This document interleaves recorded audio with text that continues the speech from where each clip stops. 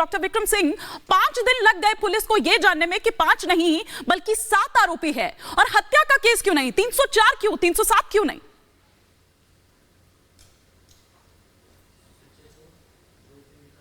पर हूं इतनी बासी और इतनी सामान्य चीजें बताने में इतना समय, और इसमें तो मुझे ऐसा लगता है छुपाने का प्रयास ज्यादा है और बताने का काम कम हुआ है। और ये उम्मीद की जाती है इतने वरिष्ठ स्तर पे जब प्रेस कॉन्फ्रेंस की जाती है तो महत्वपूर्ण तथ्य प्रस्तुत किए जाते हैं।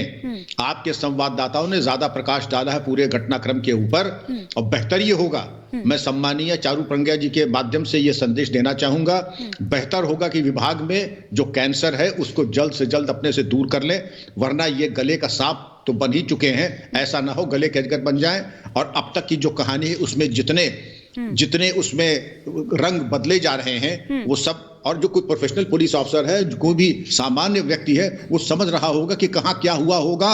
अब रिवर्स इंजीनियरिंग में जब आप जाएंगी हिमानी जी, आप खुद समझ जाएंगी कि अगर सफल अनुसंधान किया जाए तो 4-5 दिन में इसका भली भांति खुलासा हो सकता है। अब हम विशेषज्ञों से बात करेंगे। ये अपनी जमीन पर नर्सरी बना के सिर्फ झाड़ बेचकर साल में 2 करोड़ कमाते हैं। उनके सीक्रेट्स को सीखना चाहते हैं तो फ्रीडम ऐप को अभी डाउनलोड करें। कुशल विधि विज्ञान वालों से बात करेंगे।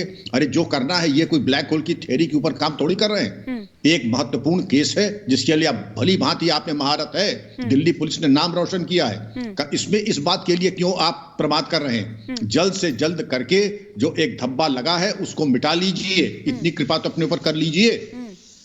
ठीक है, लेकिन चारू प्रज्ञा जी, क्योंकि आप इसे कहा तो ये धब्बा हटेगा कैसे? लेकिन पुलिस तो लगातार खुद ही अपनी वो ये कह रही है कि भैया गवाहों के बयानों में कॉन्ट्रडिक्शन है, लेकिन यहाँ तो पुलिस के खुद के ही बयानों में कॉन्ट्रडिक्शन यहाँ पर है। 5 दिन बाद तो ये पता चलता है कि 5 नहीं बल्कि 7 आरोपी थे। अभी हो सकता है कि 5 दिन और लगे कि ये 7 उसी गाड़ी में थे भी या नहीं, या कुछ और था। अभी हो सकता है कि 5 दिन और चाहिए होंगे पुलिस को इसके लिए भी।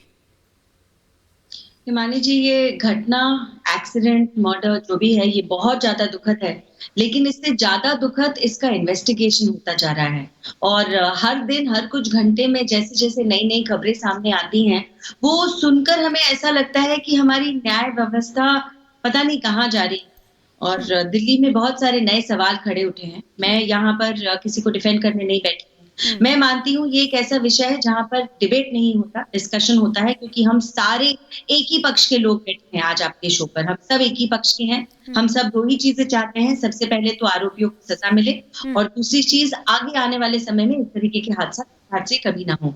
इसके लिए बहुत आवश्यक है कि जिस तरीके से इन्वेस्टिगेशन हो रहा है वो ट्रांसपेरेंट रहे, उससे अपडेटेड रहे, और इस इन्वेस्टिगेशन में जितने लैप्सेस हुए हैं और इन लैप्सेस के लिए जो लोग जिम्मेदार हैं उनके ऊपर कुछ अकाउंटेबिलिटी, जिम्मेदारी फिक्स करी जाए और उनको कुछ पनिशमेंट दी जाए, क्योंकि वरना आगे आने वाले समय में लोगों का भरोसा पुलिस पे उठ जाएगा। और ये मुझे देखकर सुनकर बुरा इसलिए लगता है, मैं खुद एक पुलिस परिवार से आती हूँ, और अगर पुलिस 31 दिसंबर की रात को भी इस तरीके से एक केस को हैंडल करती है, एक यंग लड़की जिसके बारे में कितना ही डिस्कशन हुआ है, मतलब कभी तो विक्टिम शेमिंग हुई है यहाँ पर, कभी उसके दोस्त के ऊपर उंगली उठी है। चलो मैं उसको दोस्त नहीं कहूंगी, लेकिन यहाँ पर विटनेस का आई अकाउंट उतना जरूरी नहीं है जितना पुलिस का रिस्पॉन्स जरूरी है। यहाँ पर विटनेस का आई अकाउंट प्रेजेंटली उतना जरूरी नहीं है जितना आरोपियों को सजा दिलाना जरूरी है।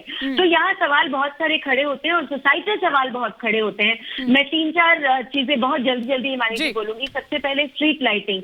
आप जितनी भी सीसीटीवी की फुटेज आपको मिली है, पहली बात तो वो कम है, और जो दिख भी रही है उसमें क्लैरिटी नहीं है। Street lighting is a major issue in Delhi, in all parts of India. इसको दिल्ली सेंट्रिक भी नहीं करना चाहती मैं, क्योंकि राजनीति के ऊपर हमको उठना पड़ेगा। नहीं, लेकिन जब आपने ये कह दिया परविंदर जी तैयार हो गए हैं, राजनीति वहीं से शुरू हो जाती है। लेकिन फिर भी आप अपनी बात कंप्लीट कर लीजिए, आप कंप्लीट कर लीजिए। मैं बिल्कुल, और हिमानी जी मैं बहुत जिम्मेदारी के साथ ये बात बोल रही हूँ। पिछले 4-5 दिन से हम जितनी बातें किसी भी न्यूज चैनल पे कर रहे हैं, आप जानते हैं, आपने खुद इतने शोज करे हैं, हमने इसी विषय पर करे हैं। तो street lighting is vital for a woman to feel safe. सुरक्षा के लिए सबसे सिंपल और सबसे पहला कदम रोशनी होता है। दूसरा, सीसीटीवी की बात हम करते हैं, बेटर पब्लिक ट्रांसपोर्टेशन की बात करते हैं। कोई पीकर गाड़ी चलाने क्यों चाहता है? हम समझा के नहीं पाते हैं समाज में।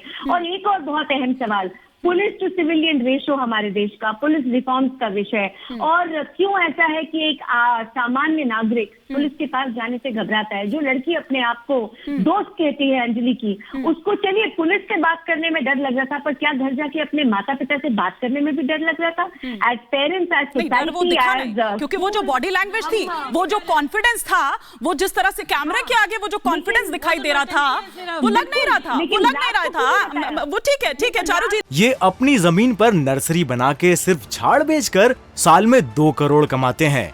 उनके सीक्रेट्स को सीखना चाहते हैं तो फ्रीडम ऐप को अभी डाउनलोड करें।